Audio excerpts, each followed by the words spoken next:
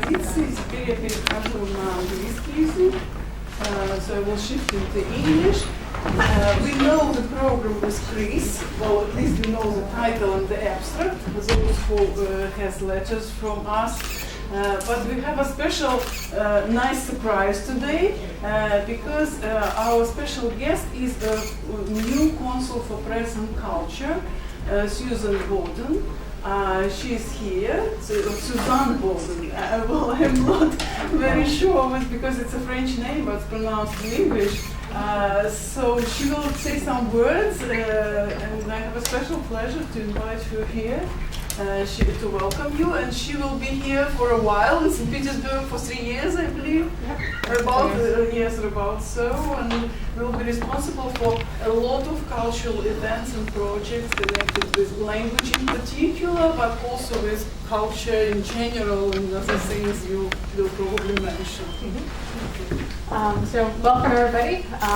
It's wonderful to be here with you. This is one of the first events that I'm attending while being in St. Petersburg. I've only been here 1 week, so I'm learning what kind of programs that we have in St. Petersburg, whether it's English language or culture or press or our exchange programs. So right now I'm just a sponge, absorbing everything that I can in St. Petersburg. But so far I'm having a wonderful time, and like she mentioned, I'll be here almost 3 years, so hopefully I will be able to attend these events with you relatively frequently. English language is a very important subject for me. It's something that I've been working on in my previous assignments and supporting English language programs in my previous assignments because it's something that connects people. Language connects people, and English language in particular is a very global language, and so I like to encourage people to learn English and share their cultures with other people that know English as well, because especially in Russia today, where at the political level everything is just so messy, so complicated. We don't have the best relations at the political level, but English language is something that overcomes that. Whether you're a student, whether you're a teacher, whether you're a business person, it's a language that goes beyond the political level. So for me, that's why I'm here, is to make those connections between people and encourage people to learn about each other and learn each other's language. I am trying to learn Russian, so I'm not the only one trying to learn a language. My Russian is horrible. It's been many years since I studied Russian, but that is something that I intend to study while I'm here in St. Petersburg. So again, I'm glad to see you all came out, and I hope to see you, frequently over the next few years. Thank you.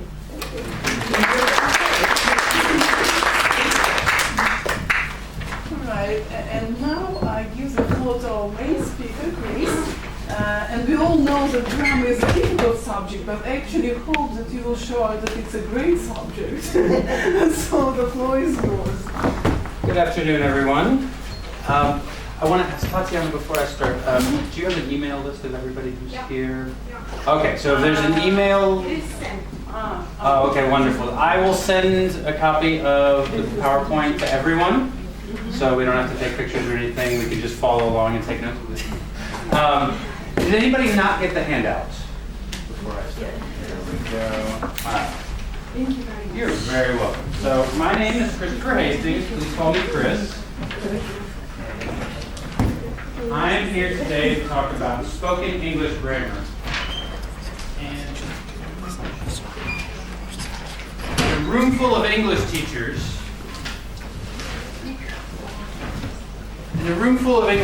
grammar is not a subject. Grammar is not a subject that is far from what we do or terribly difficult for most of us. But spoken grammar is going to be a little shift in perspective. And spoken grammar is something that helps with fluency. It's a topic not often covered, and it's a topic that, depending on which country I've taught in, has higher or lower needs. I haven't seen as much of a need for it in Russia as I did in the last place I taught. So, to let you know, everything from today's presentation is available on our website, which I will give you on the State Department's American English website, which is americanenglish.state.gov. I will give it to you at the end. It's all available in our teaching magazine, English Teaching Forum, which is a magazine, it's an online journal printed for and by teachers around the world, and it's specifically geared towards English teachers, and it has all levels of teaching.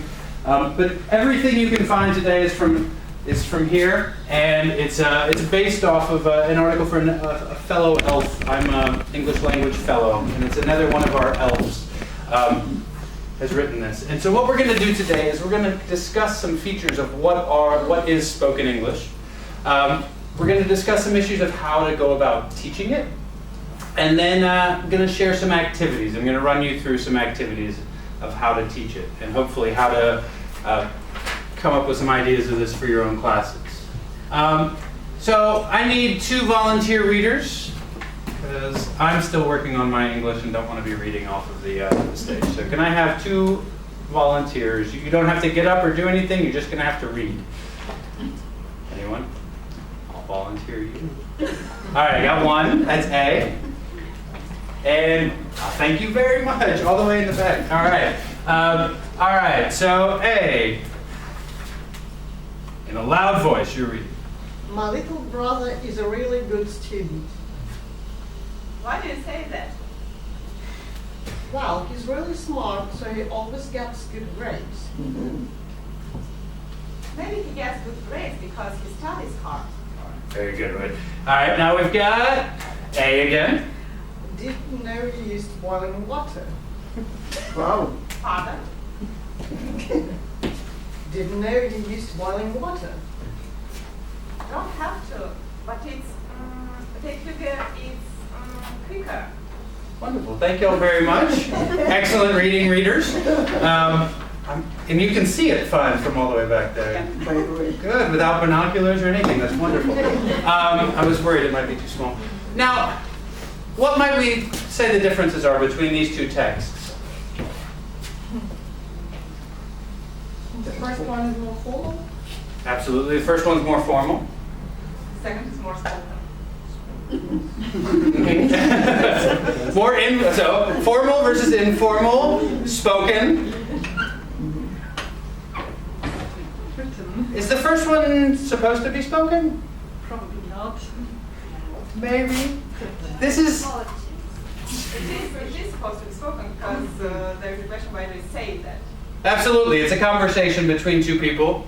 Does it sound like a natural conversation? Not really. It's a little contrived. My brother is a very good student. Well, why do you say that? It's a little contrived. It doesn't sound like a conversation we might be having on the street.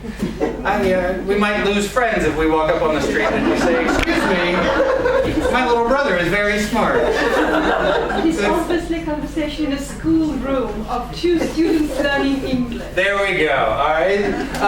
Well, if we look at this, obviously one is from a textbook and one is from conversation.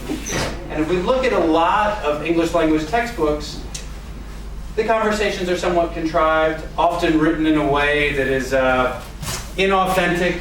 And it's written usually to demonstrate a certain grammar form. But language in the real world doesn't look like that, at least when we're speaking. So how would we say spoken English is different than written English? More easy. It's easier. Absolutely. Plenty of omissions. A lot of omissions. Absolutely. And why would we omit words when we're speaking? Why don't we need to say every word when we're speaking? We imply.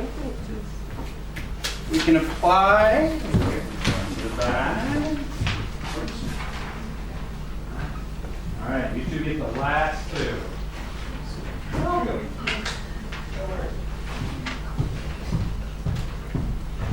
I gave you 2 copies. Let me borrow one. I promise I'll give it back. There we go. All right. How else might spoken English and written English differ?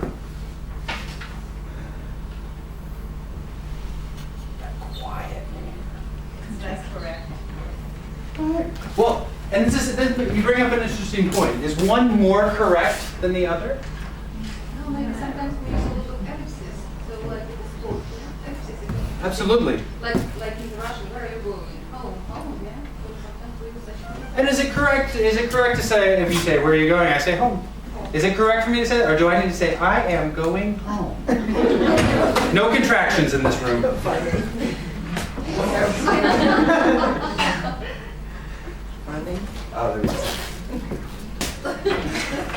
All right, is it correct? That was a sign that it was wrong. We will not accept contractions. I will not accept omissions in this room. No. Is it incorrect to say home? No. It's perfectly correct. You don't need to. Absolutely. Okay, so spoken English. If we look at it compared to written English, it tends to be somewhat untidy. And it's unplanned. It's done in real time. Written English, you have the opportunity to edit. So we have the opportunity to correct or sound more correct. And then face-to-face, it's interactive, that shared context. So when we mention that there are omissions, this really comes because we have a shared context. We don't necessarily need to repeat all the information, or we don't necessarily need to say everything because we're standing in the same place. If I say over there, you know over there. I do not say, please look over there to the left of the room.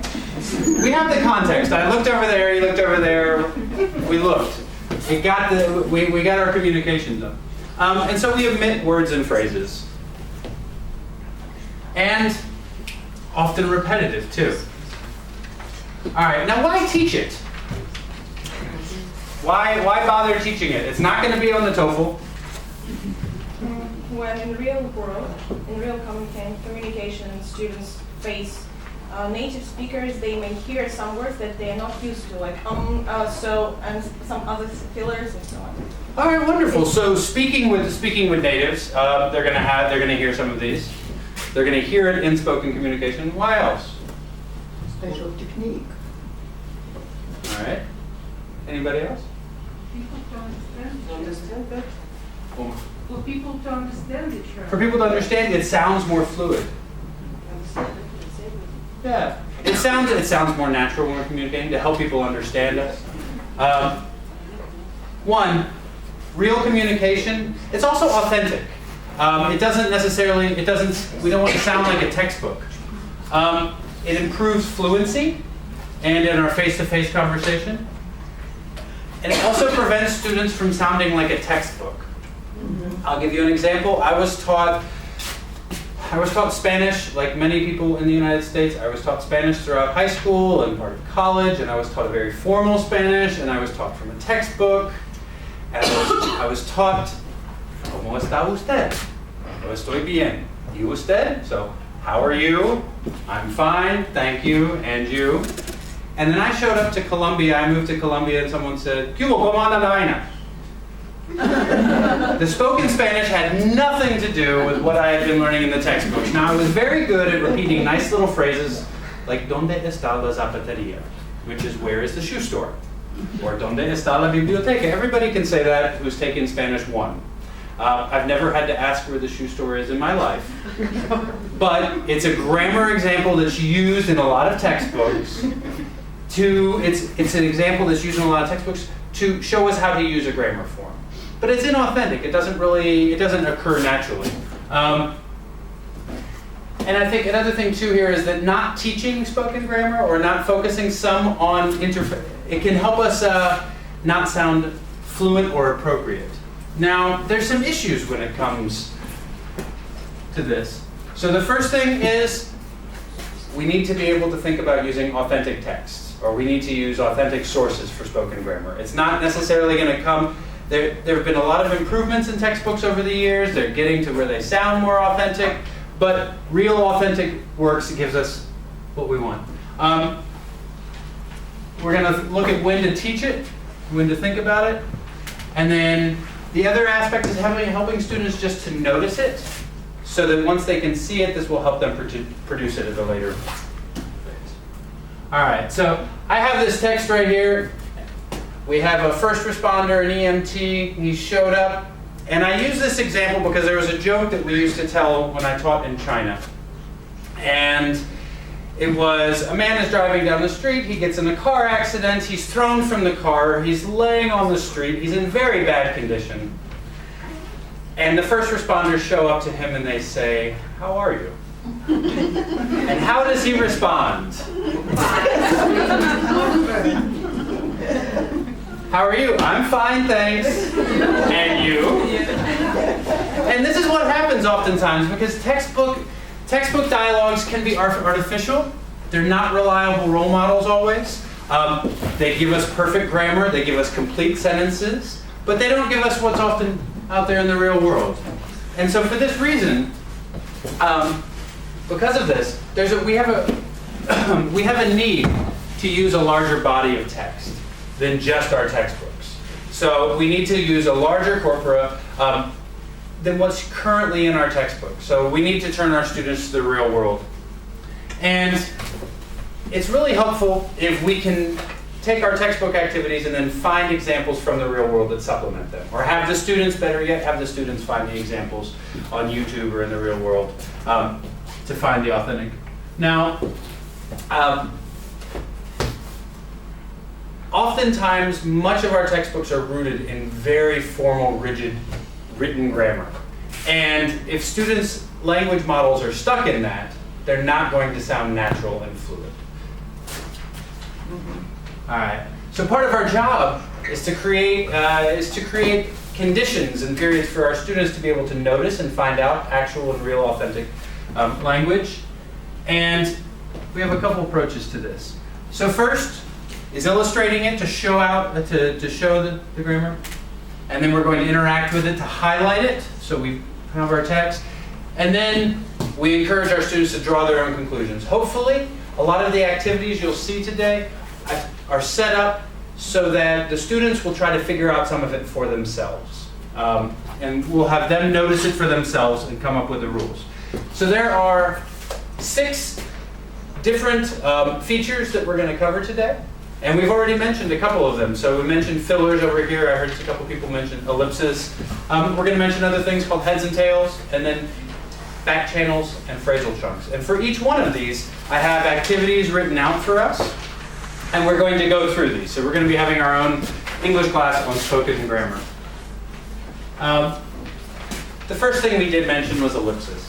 Ellipsis being the omission of words. And this is often because it's something that's superfluous, something we don't need. We don't need from the context. We understand already because 2 people are present in the same location, and they can have other clues, nonverbal clues. So, do you have any questions? Can be shortened too. Any questions? I don't need to say, do you have any questions? I can just say any questions. I can even shorten it further. Questions? So, first thing right here, I've got an ellipsis activity. I need 2 readers. I need another A and another B. Volunteers? Are there any volunteers? Sure. All right, I've got 1. Thank you. You'll be A, and I need a B. Thank you very much. All right, A. So, how long have you been in London? I've been in London for 2 weeks. Is that really true? So what do you do? I studied graphic design at Cambridge School of the Arts. Okay, so this is your first 2 weeks here. Yes, this is my first 2 weeks. Quite a big impact. London is very big, there are lots of people, and it's quite expensive as well. All right, thank you very much. Excellent job. All right, so what I want you to do on this, the first thing we're going to do is, we've already identified that omissions happen. I want you to go through and mark out, first underline what words do you think will be omitted. I have 1. Do I have 2? There we go. You are the last. If you came in late and I ran out of copies, turn next to you and make a friend. There we go. Share.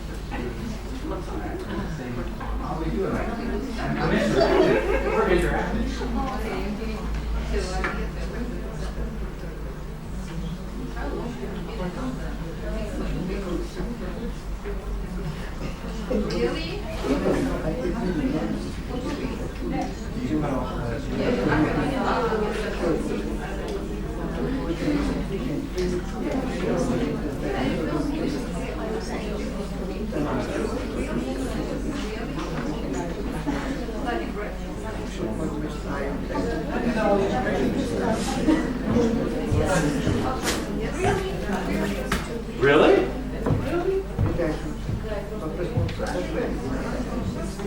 One more minute.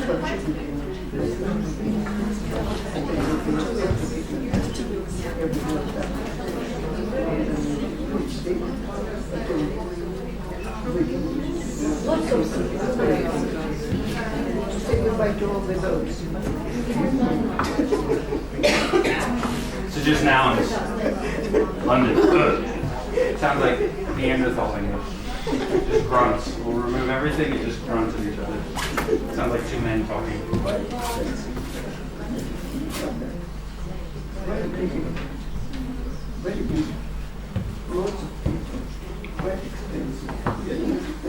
All right, let's hear. The room got a little quiet. So, what sort of stuff did you? Anybody want to tell me something that you underlined? Have been in London. Have been in. Have been in. So you just said Have been in London. In London. London for 2 weeks. So like you Me cross only out for 2 so, weeks. cross out so. Right here. Really? Or true? What do you do? What you just All right. What do you do? Study graphic design. All right. So what we're going to do now that we've predicted it, I'm going to have you. We're going to listen to it, and you'll go through. And as we listen, I'll play it through twice. I want you just to cross out the ones you hear. So you have underlined your predictions, and you're crossing out the ones that you hear. And here we go. So, how long have you been in London? 2 weeks. Really? Yeah. So what do you do? Graphic design, camera work, all of the arts. Okay. So your first 2 weeks? First 2 weeks. It's quite a big impact. Very big, lots of people, and it's quite expensive as well. Okay. What's the best thing about it? One more time. It's a little fast, and so depending on the level of the students, we could either slow it down, we could just reduce it to a couple sentences. So, how long have you been in London? 2 weeks. Really? Yeah. So what do you do? Graphic design, camera work, all of the arts. Okay. So your first 2 weeks? First 2 weeks. It's quite a big impact. Very big, lots of people, and it's quite expensive as well. Okay. What's the best thing about it? All right, was that a little fast? How did your predictions come out? Perfect? All right, good. You were teaching and I'm going to sit down. Perfect. Here we go. I'll put it up here for us to check. So we see here, I have been in London, so the second one we just reduced to 2 weeks. Really? What do you do? Graphic design, Cambridge World School of the Arts. Okay, so first 2 weeks. First 2 weeks.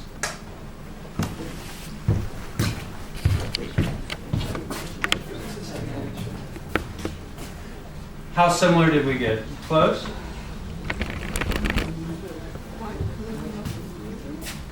Should be good to have a room full of English teachers. What type of words are omitted?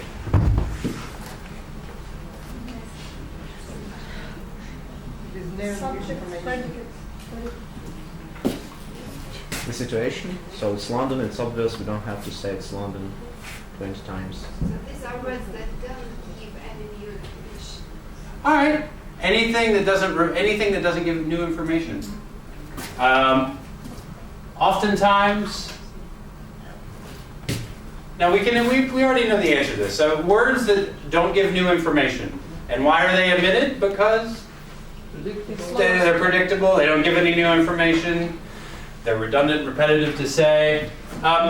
Subjects, main verbs are often omitted because we don't necessarily need them. We had a comment here in the front that just reduced it to just some nouns. Sort of like simple grunting English. That's what happens when two men are talking to each other. We just grunt. But the meaning is clear. So we get rid of things that that are inefficient, that we don't necessarily need. And the people are speaking casually, so there's no point in formal English here. Now, likewise, we could also give people shorter versions of conversations and have them fill in the longer version. So, if I were to say for this first one, fill in the missing words.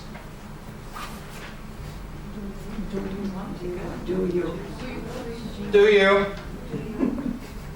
Sure? It sounds good. It sounds good. That sounds good.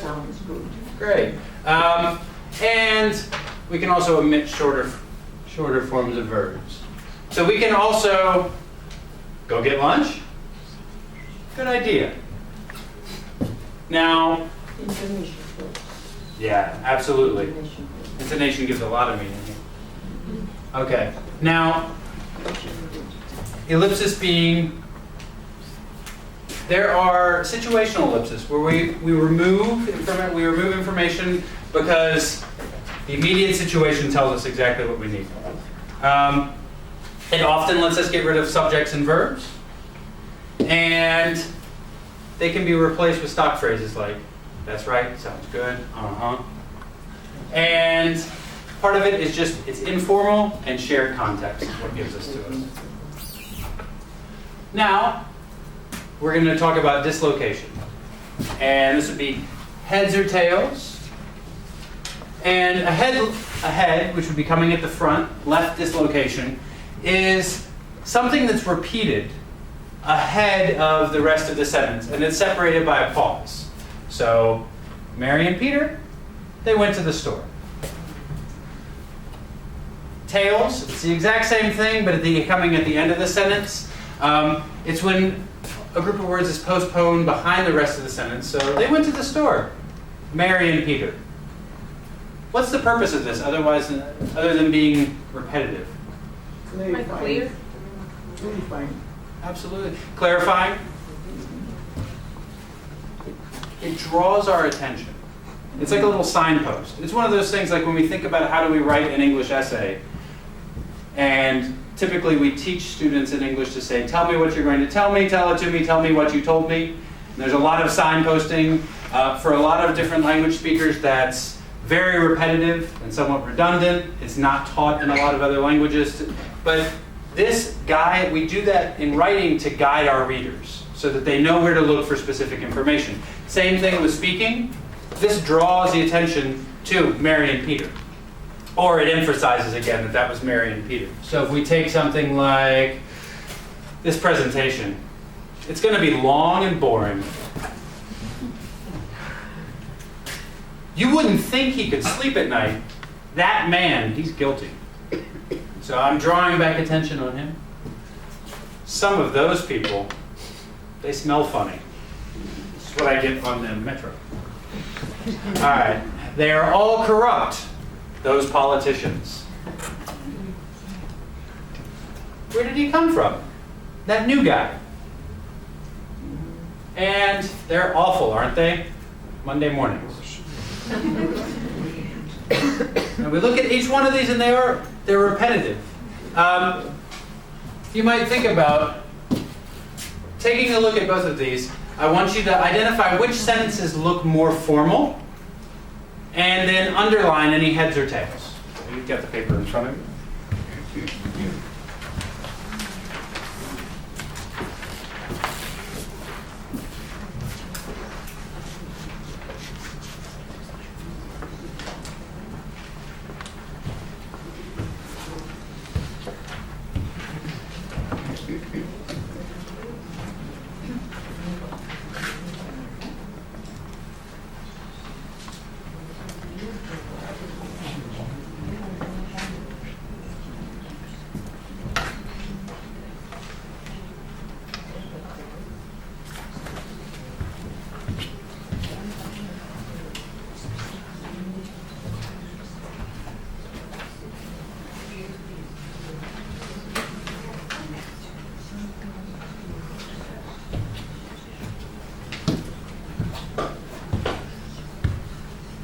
Looking at the first two, 1A and 1B. Our head.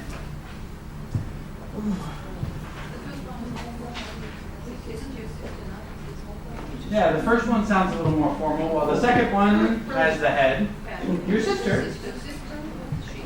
She's an artist, isn't she? So the first one we found sounded a little more formal. The second one with the head didn't. And then Robert is really quite nice. Robert's really quite nice, Robert is. Although the second one, I feel is also, I'm here talking about authenticity, and I feel like the second one to be is somewhat inauthentic. Now what I want you to do, an activity for this, could be to add your own heads or tails onto this.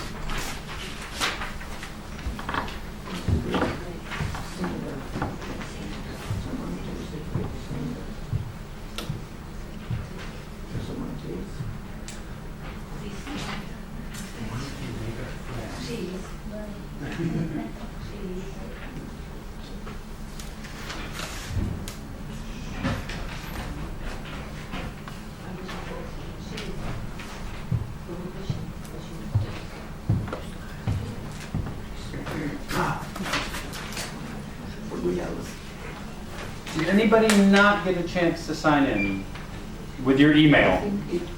Anybody want? Everybody's got it? Here we go. If you put your email down, I will email you tonight.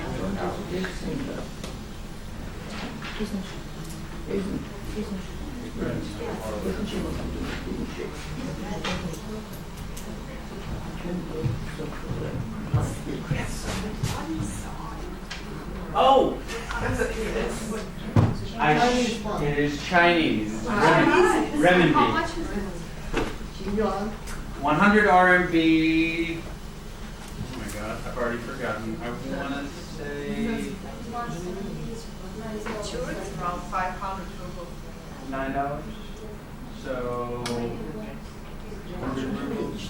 I need to get out my converter. I have already, you know, it's been 6 months since I was in China, and I've already forgotten. It's been wiped from my memory.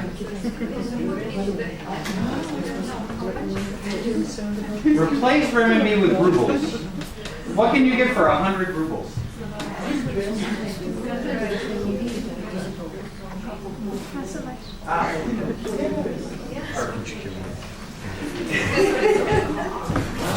I like it. People are, when I teach here, people are very specific. They want the right answer. I'm very comfortable with ambiguity. All right, so Samantha is a great teacher, isn't she? Or Samantha's a great teacher. She is. Isn't she? She is. Both work. Who can play soccer very well? Can't he? John. John. There we go. This guy. This guy. And I'm sorry, I should have put football because the whole world calls it football. All right. What do we think cost 100 renminbi? This thing. That book. This thing. That book. This thing. There we go. I like that. This thing, it only costs 100 renminbi. And you have 40 renminbi on yours. All right. And then you ate a lot of food tonight. Didn't you? You didn't you or you did? Both were, yeah. And I did. All right. So why use these? I've given us a couple reasons. Why use them? Communication. Heads and tails. Why use them? For communication. Emphasis. Focus.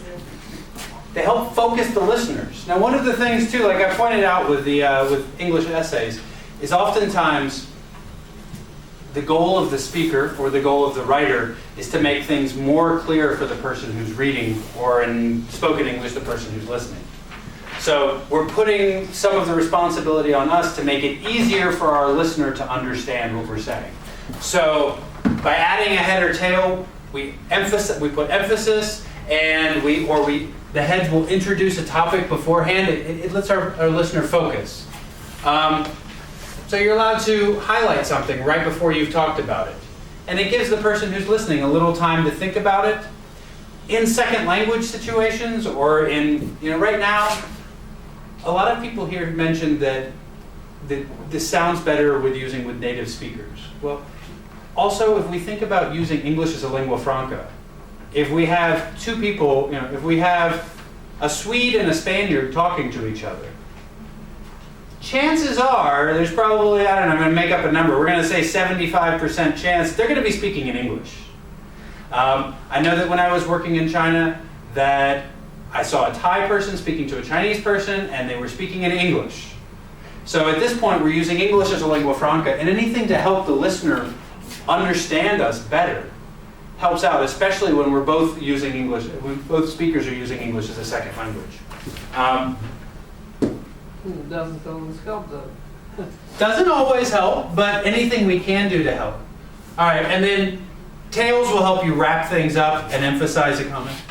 And they can also use to help clarify after you've made a statement. Here we go. The next two things we're going to do are called fillers and back channels. And I knew what fillers and back channels were before I could even give a name to them, because now fillers, we should all recognize, there's something that gives you a little time to pause when you're speaking, or they let the listener know when you're taking turns speaking that you're not done giving up your turn. Now back channel is a little bit different. Back channel will be something that shows that you're listening and it shows that you understand.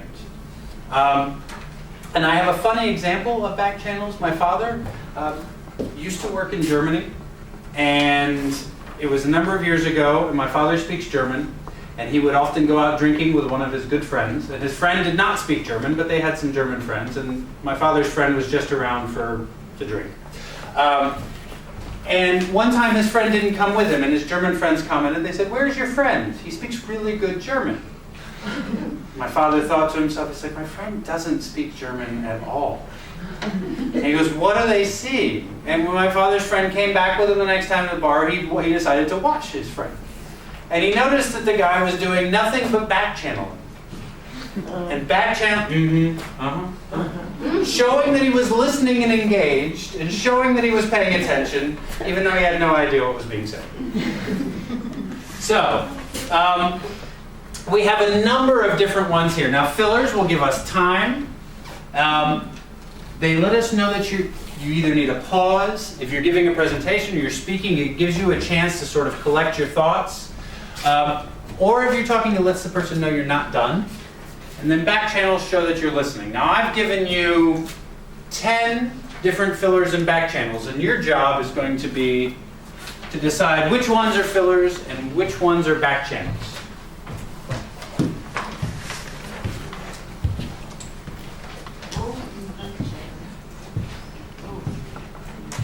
Oh.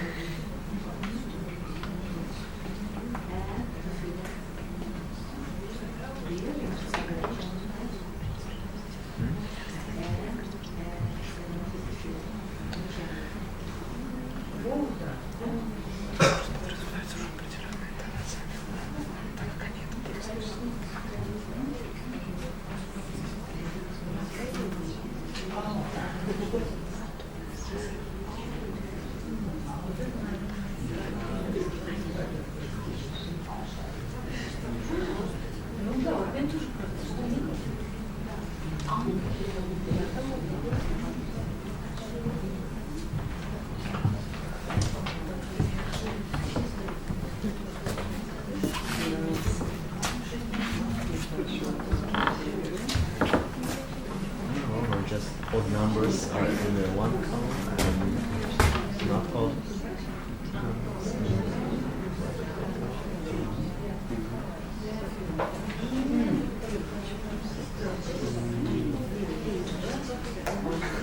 Maybe. This could have been me being lazy when I was putting it all together. That's what I thought.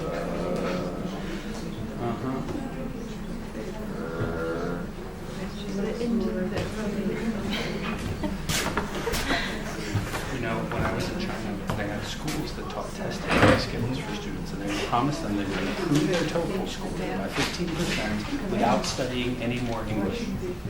And a lot of it was noticing patterns like that.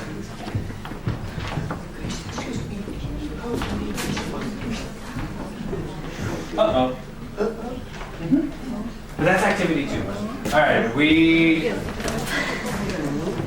you go tell them. Okay. Is everybody done? Almost? All right, so number 1. Oh!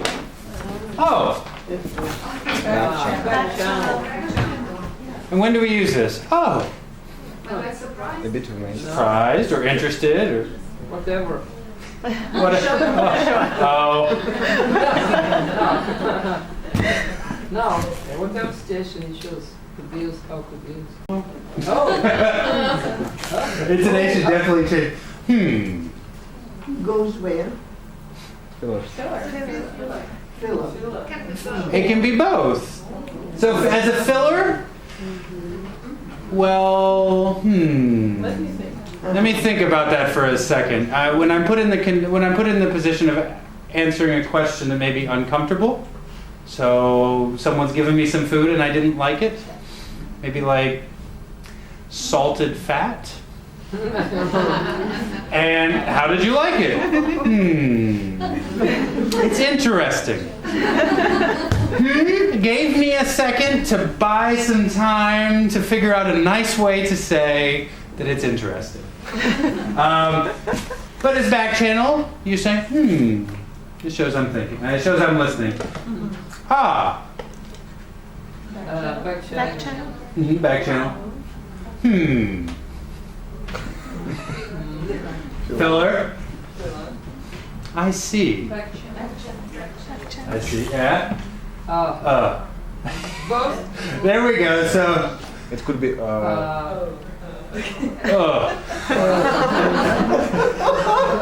It really depends on how that comes out.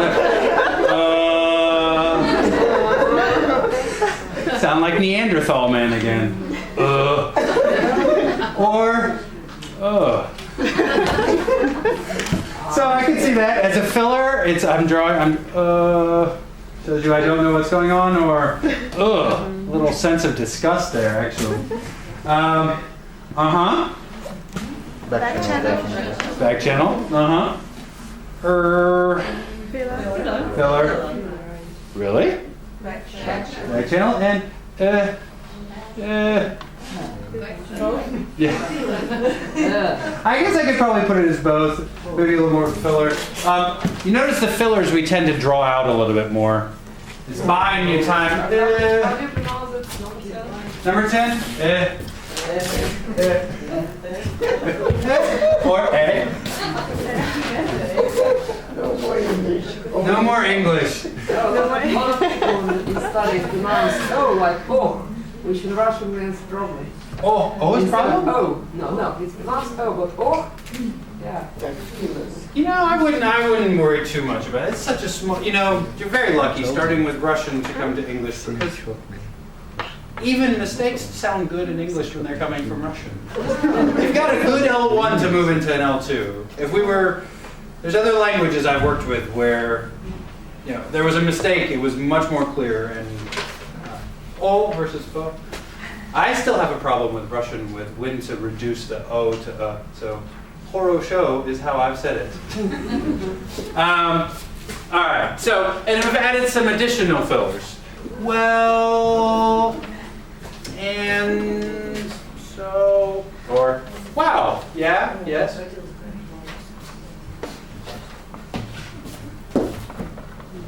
Here we go. All right, so now we have an example, another one from England.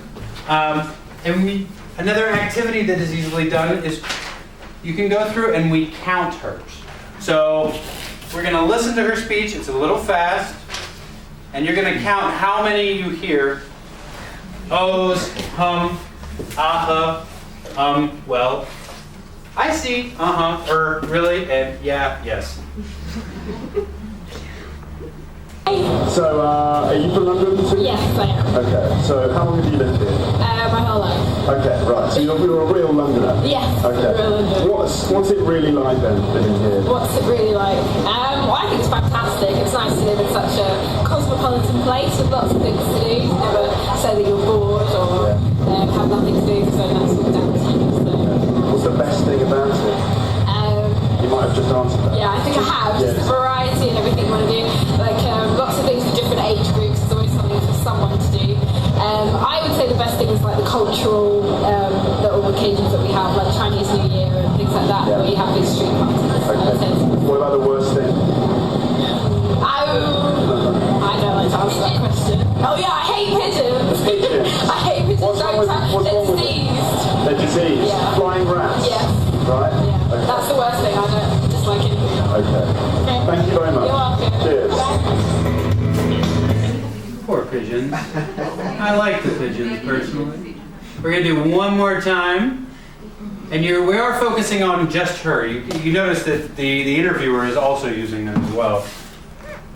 I've also noticed there's one other filler that she uses. Like? Oh, okay. There's two other fillers that she uses. She uses one strategy that I thought was very interesting, and you use it a lot when you're being asked questions in a presentation to buy you time. She repeats back to she repeats her questions back. This gives her a chance to sort of come up with her answer. So, are you from London too? Yes, I am. Okay, so how long have you lived here? My whole life. Okay, right, so you're a real Londoner? Yes, okay. real Londoner. What's it really like then, living here? What's it really like? Well, I think it's fantastic. It's nice to live in such a cosmopolitan place with lots of things to do. You never say that you're bored or have nothing to do, so that's all down to you. So. What's the best thing about it? You might have just answered that. Yeah, I think I have. Just the variety and everything you want to do. Like lots of things for different age groups. There's always something for someone to do. I would say the best thing is like the cultural little occasions that we have, like Chinese New Year and things like that, where you have these street parties. Okay. What about the worst thing? I don't like to answer that question. Oh yeah, I hate pigeons. Pigeons? I hate pigeons. What's wrong with them? They're diseased? Yeah. Flying rats? Yes. Right? Yeah. Okay. That's the worst thing. I don't dislike anything. Okay. Thank you very much. You're welcome. Cheers. Now it's interesting, if you notice that we listen to her, there's a lot of O's, uhs. And is anybody in here familiar with Toastmasters? I don't know if they have it. I believe they have one here. Toastmasters is a club internationally. It's a public speaking club.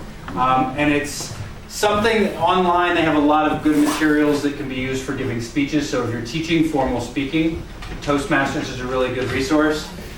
It's interesting though, I've taken students to different Toastmasters meetings around the world, and they often have someone in the room, they practice public speaking, and they'll have someone that counts the O's and the hums and the uhs. So the public speaker, you had 3 uhs, and so you get very nervous and you don't say anymore. But we see that when we come to informal speaking, they're really common. All right. So now, what we would do is if we want to add to this, we could add our own fillers and back channels to a dialogue. So I've got this listed right, where is it? Right here, there we go, top of the second page.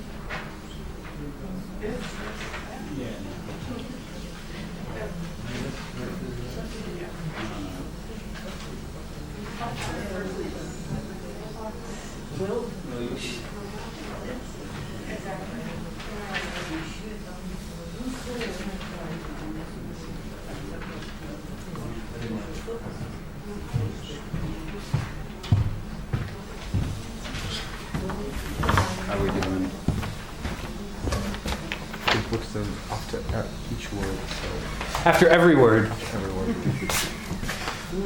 Very uncomfortable conversation. We don't. Now, if we add too many O's and Uhs, it is an uncomfortable situation. So poor Jesse is late for work again. Where did you add it for the manager? Anybody add one to the beginning? Yeah. Jesse. Jesse. Jesse. Jesse. I didn't even talk to you. Yeah. Say. Yeah, Do you have a second? Yeah. Now, one thing to keep in mind. Two things actually to keep in mind. One is that we don't want to be overly generous because we don't want to pause. We don't want to stop the speech. But it can be fun to sort of predict where we hear them. The other thing too is that for each of these activities, you'll notice that each of these appear in regular speech, and they don't ever appear in isolation. So we're drawing attention to them in isolation, but when we come to like examples of real speech, we're going to find them all coming together. So, and this is how towards the end of this presentation we're going to get to where you see all of it wrapped up into one. But anywhere in here we need to think that the poor manager or poor Jesse, they're both sort of in an uncomfortable situation. That they need to buy time or they need to think. Can also be used for what we call hedging. When you want to put space in between you and the listener, make you sound a little less rude or a little less harsh.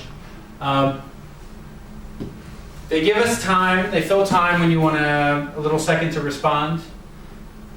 They can also, like I said, when you're not done speaking, when you're not quite done with your turn and you want to hold on to the floor. And the back channels are important. They let us know that you're listening. They understand. I get you. Why I teach them? They are really common in conversation. They do some important functions. And then it might be awkward to have a conversation without them. On top of that, too, when are any of us fully prepared to know every single word that's going to come out of our mouths? Sometimes we do need a moment to gather our thoughts, and they give it to us. And students who underuse them may sound a little unnatural in a conversation. All right, phrasal chunks. We have a number of different ones. We have some. Now, phrasal chunks, they're units that operate.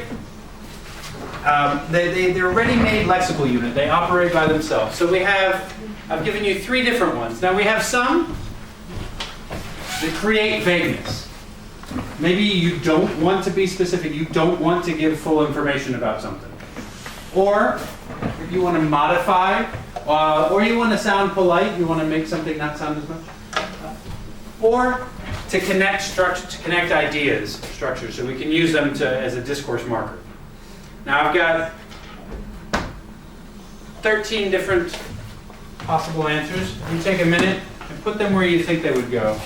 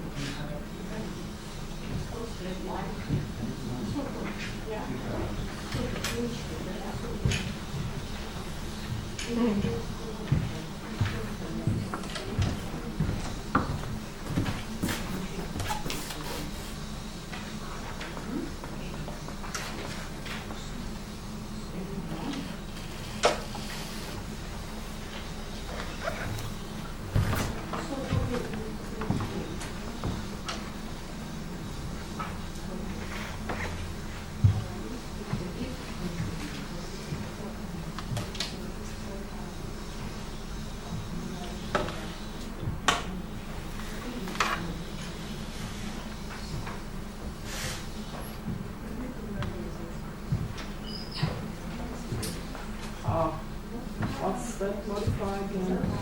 Which one? What's that modified? To modify? To change. Change?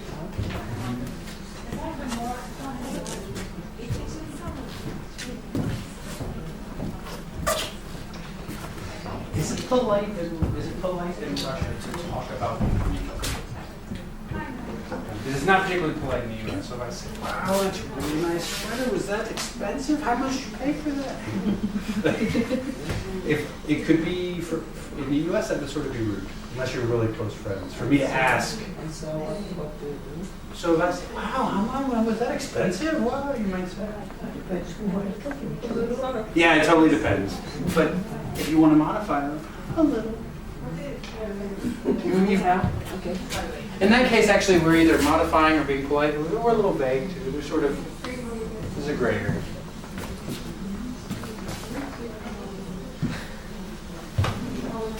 Double check my answers. Yeah. I didn't do 1, 2, 3, 1, 2, 3, 1, 2, 3. No system this time.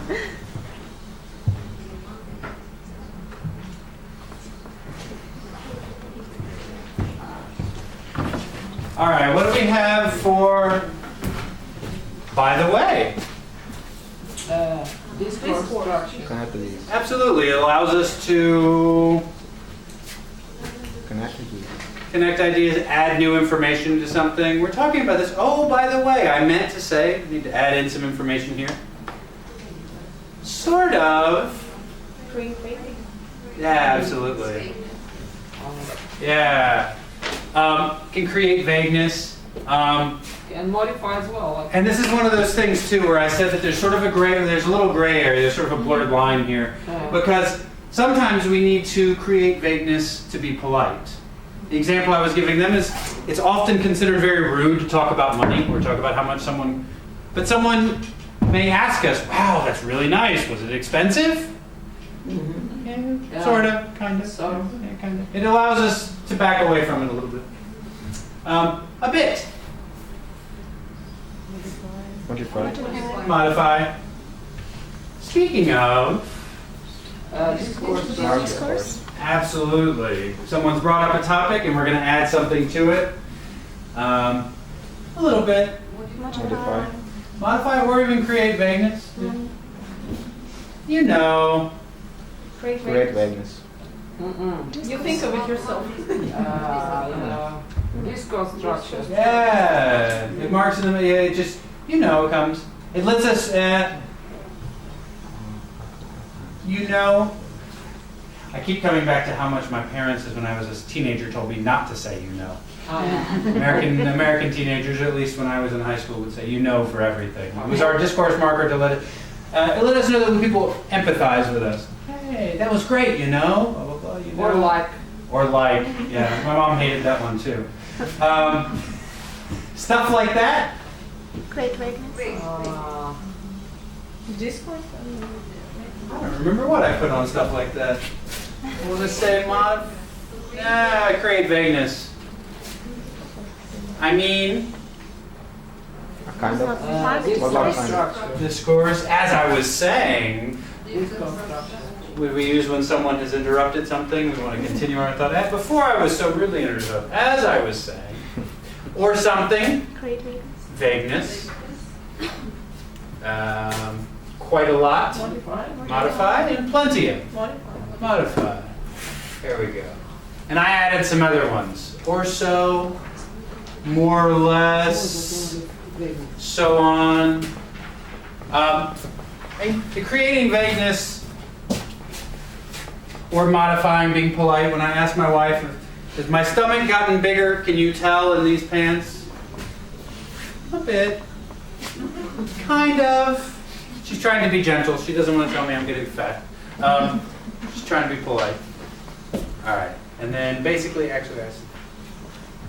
Now, some activities we can do is finding the phrasal chunk in different videos or adding them, like we've done in previous activities, adding them to text where students have already. Like I said, none of these occur in isolation. And so the key for us is to figure out how, once we've introduced these to our students, how do we add all of these features together in one? So an interview project might be having someone interview a native speaker or an advanced speaker of English, and then having them record it, and then having them transcribe it, write out the interview, and then highlight the characteristics that they've found in the transcript. Now, Now, to prepare your students for this, to get them ready, it's helpful to do one with the class. And so I've got one example for us that we could do. Now, I've got a sample interview, and it's about a minute, and he speaks a little fast, so I want you to write down as much as you can, and we'll compare with our neighbors, and then we'll listen to it again, we'll write down as much as we can, and then we'll compare it to the text that we got. So we'll start off, do not be discouraged, it's 22 seconds. It may sound fast, but it's only 22 seconds. Hello. So, you're from London? Yeah, Marshall. How long have you lived here? 21 years. Right, okay. So, what's the best thing about it? Best thing, there's always something to do, places to go. There's a lot of tourist attractions around here. That's the main thing, it's the things to do. You can never be bored in London. Yeah. Always places and things to see. Okay. What's the worst? One more time. Hello. So, you're from London? Yeah, Marshall. How long have you lived here? 21 years. Right, okay. So, what's the best thing about it? Best thing, there's always something to do, places to go. There's a lot of tourist attractions around here. That's the main thing, it's the things to do. You can never be bored in London. Yeah. Always places and things to see. Okay. What's the worst? Take a second, compare with your neighbors a little bit. We'll add to this.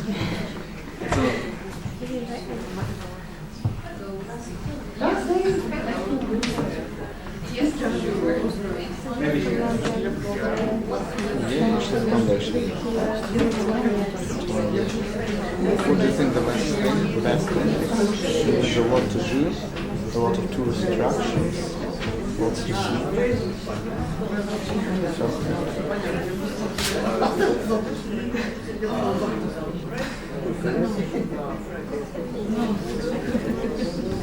I got my group.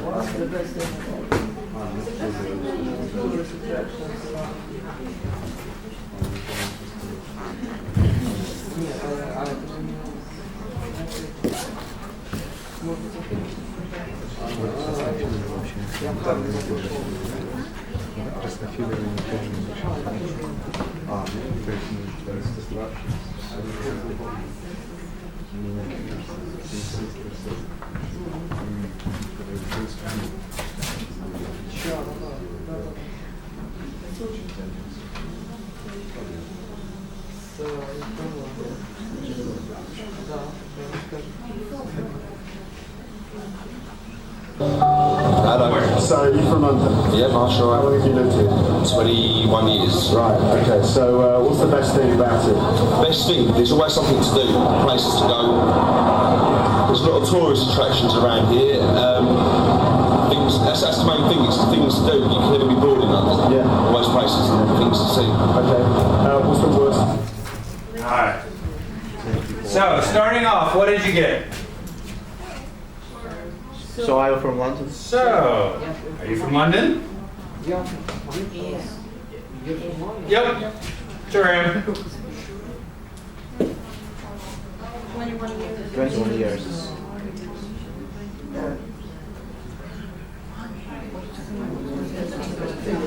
I misspelled thing. It should be spelled with an F the way he was pronouncing it. What's the best thing? Thing. He says thing a lot. That's why we go to the American English.state.gov website and not British English. Alright. Best thing. There's always something to do, places to go, lots of tourist attractions. Things. That's the main thing. It's things to do. You can never be bored in London, always places and things to see.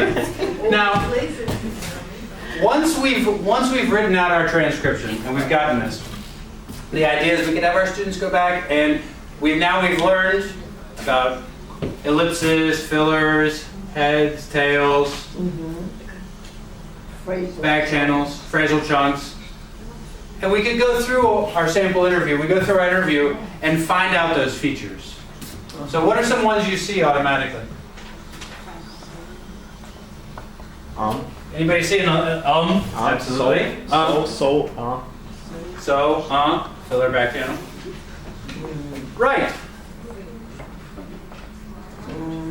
Again, Best thing? best thing. What about that 21 years? Ellipsis. I have lived here for 21 years. Oh, where'd we go? There we go. 21 years, we got ellipsis. Right, okay. We got a back channel followed by a filler. That's thing. Things. So we got a head, we got a filler, we got a back channel, ellipsis. But number one of these, we find we can have our students watch a video, we can have them interview people, and then we have them check their answers for this. These are all ways to sort of put it into practice.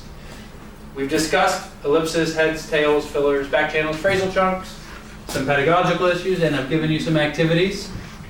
All of this is available at the English Teaching Forum, available at americanenglish.state.gov, not British English, americanenglish.state.gov.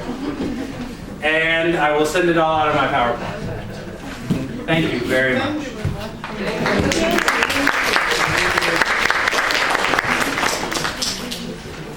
Well, questions? Questions? Just one more way to give us time to think while we talk. We stretch some vowels. Yes. Absolutely. I need a lot of time to think. That's my problem. Well, more questions?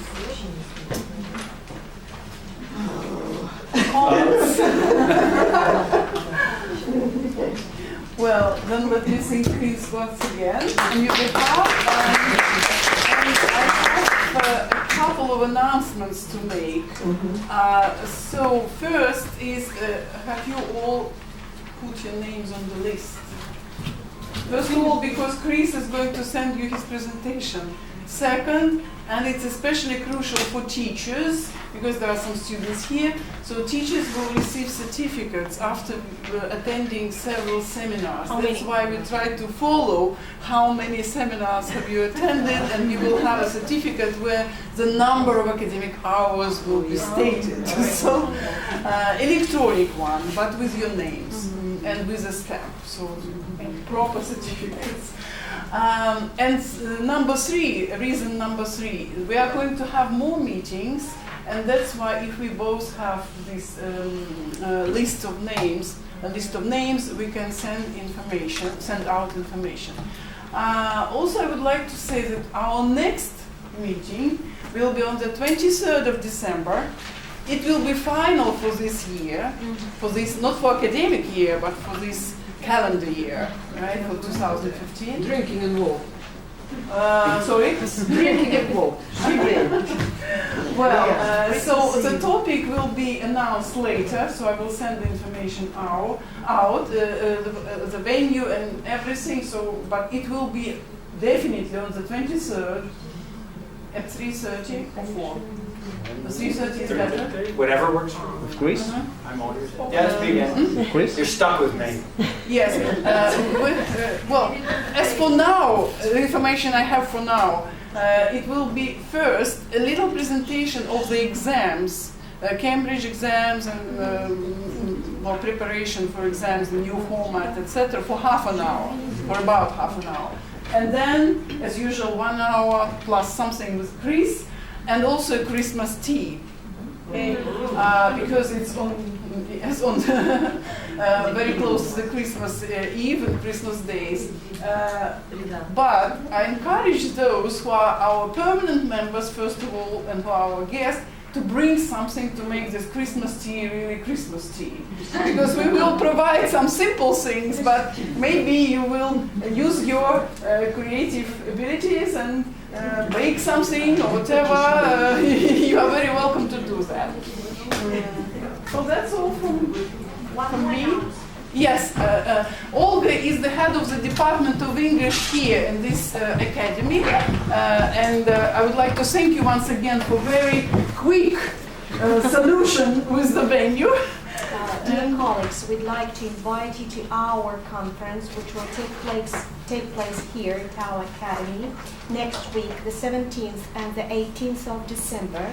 The conference will be devoted to not to problems of language only, but also culture, literature, understanding, philosophy. The conference, which is traditional here, that is the conference which is devoted to problems in the sphere of humanities. So any people who would like, anyone who would like to take part, you may apply and send the thesis of your, the abstract of your report by the end of this week. The information is all available at the site, at the website of our academy. So if you still have any problems with finding the information, you can address directly to Tatiana or to me. Yeah.